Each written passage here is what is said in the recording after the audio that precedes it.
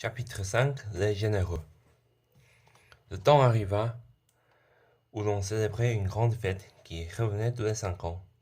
C'était la coutume à Babylone de déclarer solennellement, au bout de 5 années, celui des citoyens qui avait fait l'action la plus généreuse.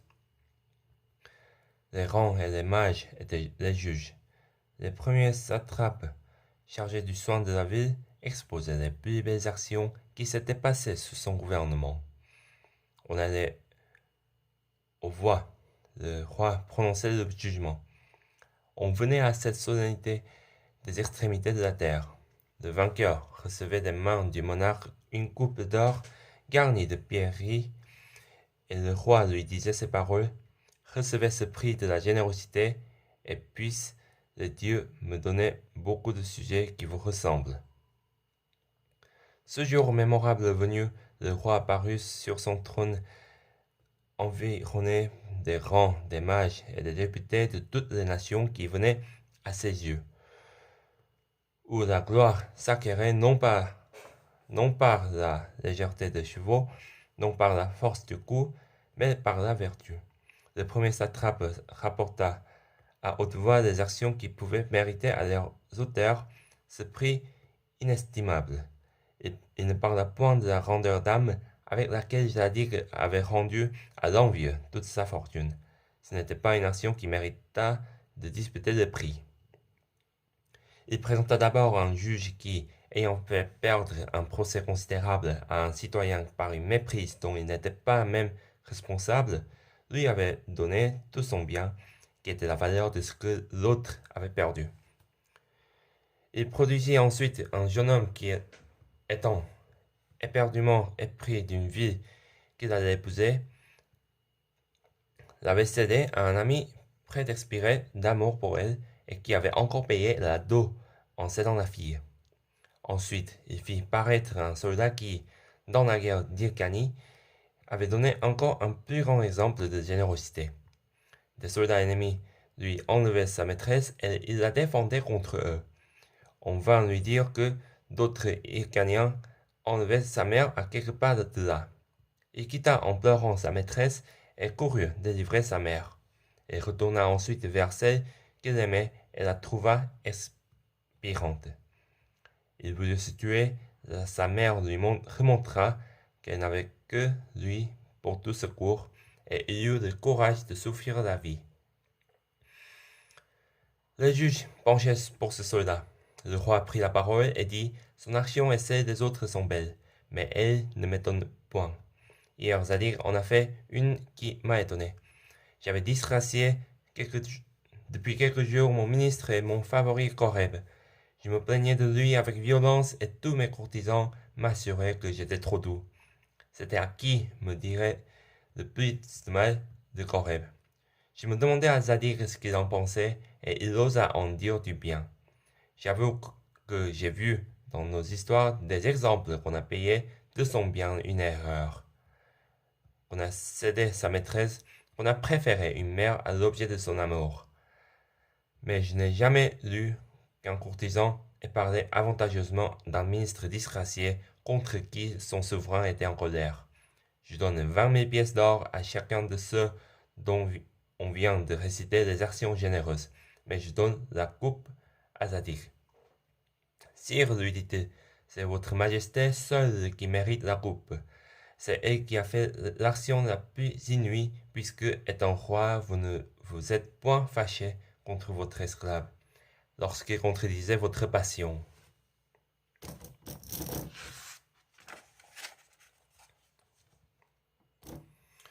On admira le roi et Zadig, le juge qui avait donné son bien, l'amant qui avait marié sa maîtresse à son ami, le soldat qui avait préféré le salut de sa mère à celui de sa maîtresse, recurent les présents du monarque. Ils vinrent leurs noms écrits dans le livre des généreux. Zadig eut la coupe. Le roi acquit la réputation d'un bon prince et qu'il ne garda pas longtemps. Ce jour fut consacré par des fêtes plus longues que la loi ne le portait. La mémoire s'en conserve encore dans l'Asie. Zadig disait: je suis donc enfin heureux. Mais il se trompait. Chapitre 6 Le ministre. Le roi avait perdu son premier ministre. Il choisit Zadig pour remplacer cette place. Toutes les belles dames de Babylone applaudirent à ce choix.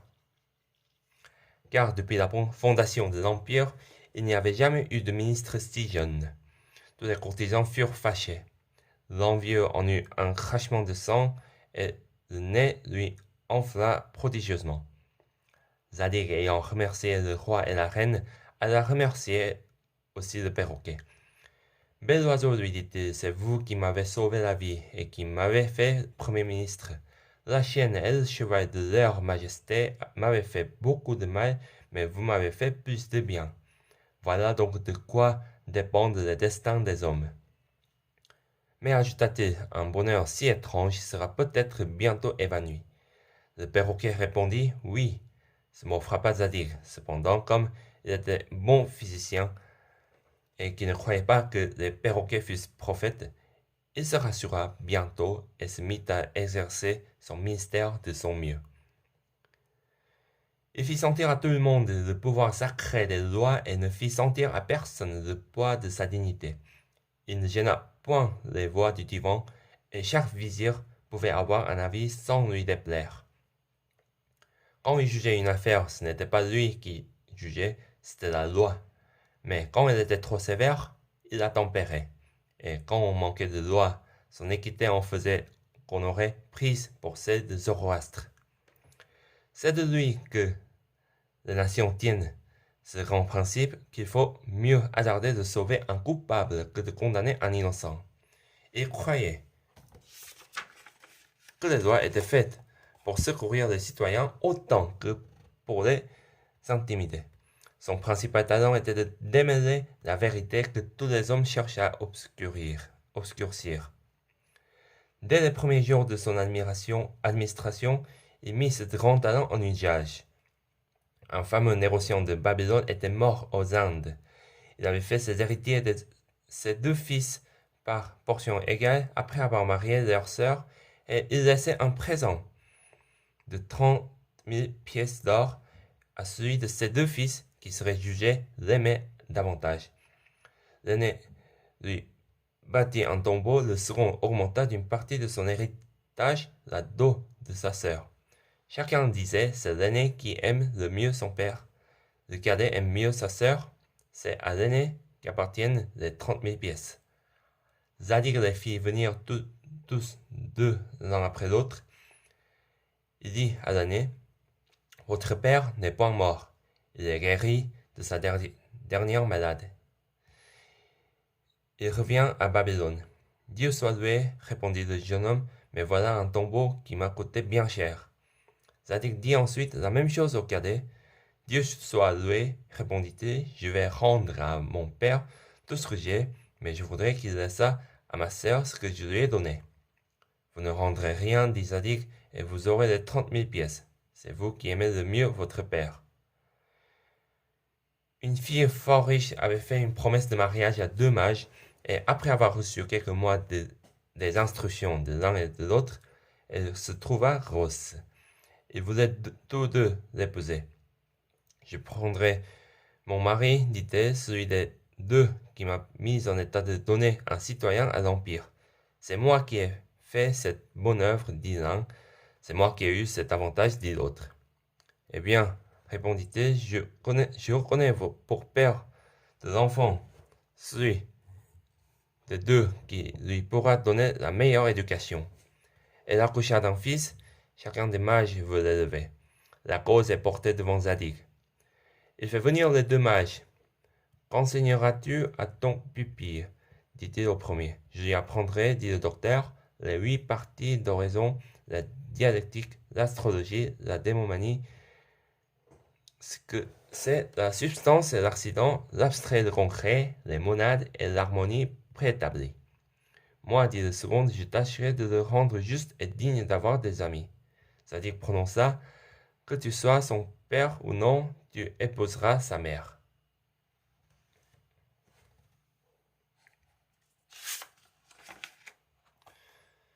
Chapitre 7. Les disputes et les audiences.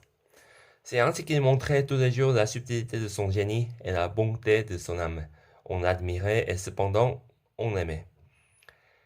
Il passait pour le plus fortuné de tous les hommes. Tout l'empire était rempli de son nom. Toutes les femmes le lorgnaient. Tous les citoyens célébraient sa justice. Les savants le regardaient comme leur oracle. Les prêtres même avouaient qu'ils en savaient plus que le vieux archimage Yébor.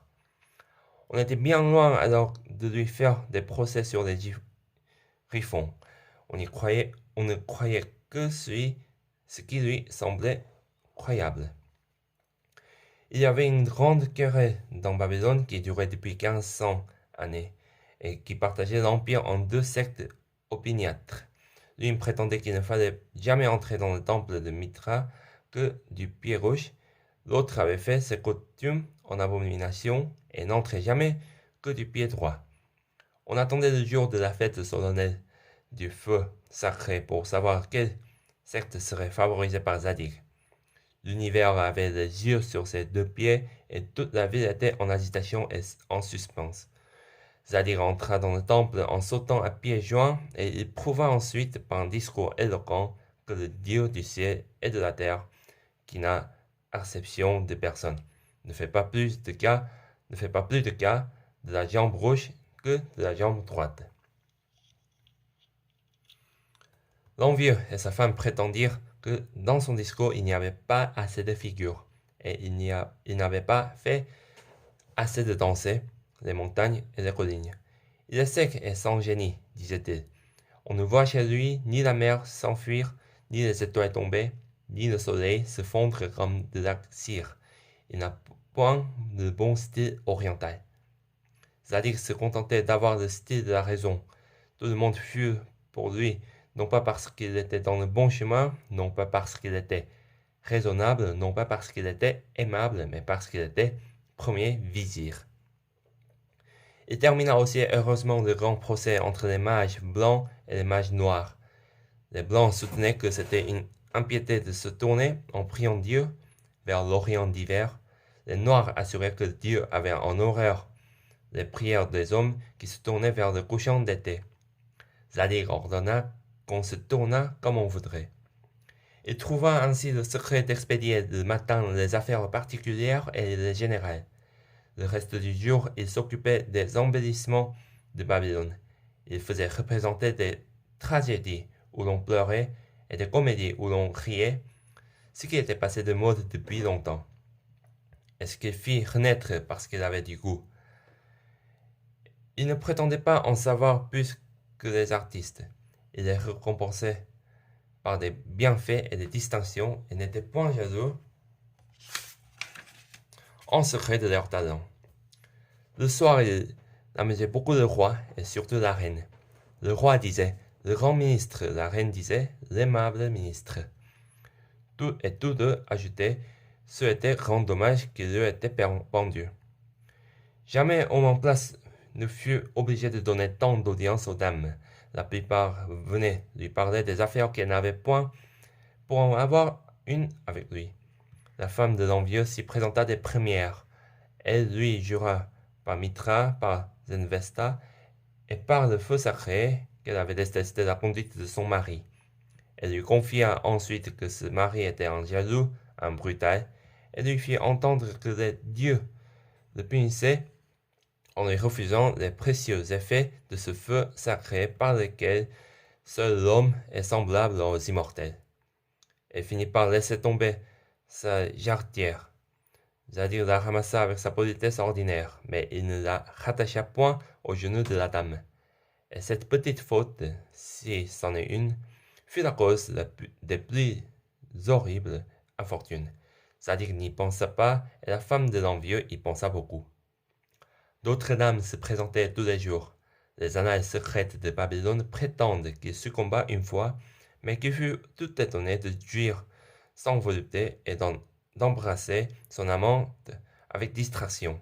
Celle à qui il donna, sans presque s'en apercevoir, des marques de sa protection, était une femme de chambre de la reine Astarté. Cette tendre babylonienne se disait à elle-même pour se consoler: il faut que cet homme-là ait prodigieusement d'affaires dans la tête, puisqu'il y songe encore, même en faisant l'amour. Il échappa à Zadig dans les instants où plusieurs personnes disent mot, et où d'autres ne prononcent que de paroles sacrées, de s'écrier tout d'un coup. La reine, la Babylonienne, crut qu'enfin il était revenu à lui dans un bon moment, et qu'il lui disait « Ma reine !» Mais Zadig, toujours très distrait, prononça le nom d'Astarté. La dame qui, dans ces heureuses circonstances, interprétait tout à son avantage, s'imagina que cela voulait dire « Vous êtes plus belle que la reine Astarté ». Elle sortit du sérail de Zadig avec de très beaux présents. Elle a raconté son aventure à l'envieuse, qui était son amie intime. Celle-ci fut cruellement piquée de la préférence et n'a pas daigné seulement, dit-elle, me rattacher ma jarretière que voici et dont je ne veux plus me servir. Oh, oh, dit la fortunée à l'envieuse, vous portez les mêmes jarretières que la reine. Vous les prenez donc chez la même faiseuse. L'envieuse rêva profondément, ne répondit rien et alla consulter son mari l'envieux. Cependant, Zadig s'apercevait qu'il avait toujours des distractions quand il donnait des audiences et quand il jugeait. Il ne savait à quoi les attribuer. C'était là sa seule peine. Il eut un songe. Il lui semblait qu'il était couché d'abord sur des herbes sèches, parmi lesquelles il y en avait quelques-unes de piquantes qui l'incommodaient, et qu'ensuite il reposait mollement sur un lit de roses, dont il sortait un serpent qui le blessait au cœur de sa langue acérée et enveninée. Hélas, disait-il, j'ai été longtemps couché sur ces herbes sèches et piquantes, je suis maintenant sur le lit de roses. Mais quel sera le serpent?